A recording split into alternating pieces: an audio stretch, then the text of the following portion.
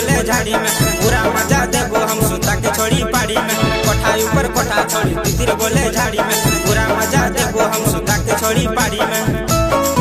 अगे जागल चोपील चोरी करना बहाना गे आगे टांगरी उठा के देबो कर भी ना ना गे आगे टांगरी उठा के देबो कर भी ना ना गे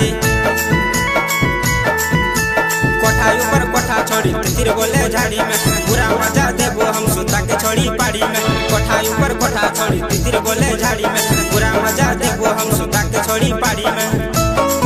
आगे जागल चोपील चोरी करना बहाना गे आगे टांगरी उठा के देबो कर भी ना ना गे आगे टांगरी उठा के देबो कर भी ना ना गे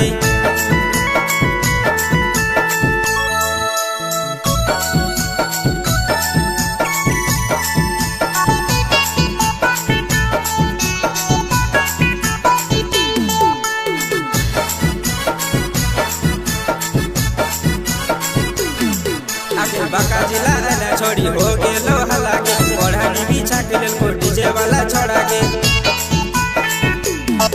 आगे बाका जिला अला छोड़ी हो गेलो हलागे ओढ़ानी बिछा के लेल को छोड़ा डीजे वाला गे आगे जागल जो जोश छोड़ी करे ना बहाना गे आगे टांगरी उठा के देबो कर भी ना ना गे आगे टांगरी उठा के देबो कर भी ना ना गे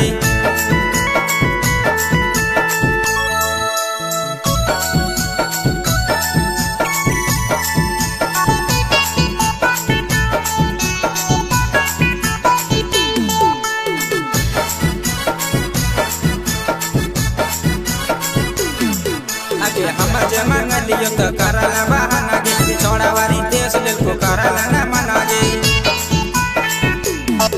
आगे हम जे मांगलियो तो कराला बहाना गे छोड़ावारी देश लेल को कराला ना मना गे आगे हमारा बुझे छ बीडी रॉक्स के दीवाना गे आगे टांगरी उठा के देबो कर भी ना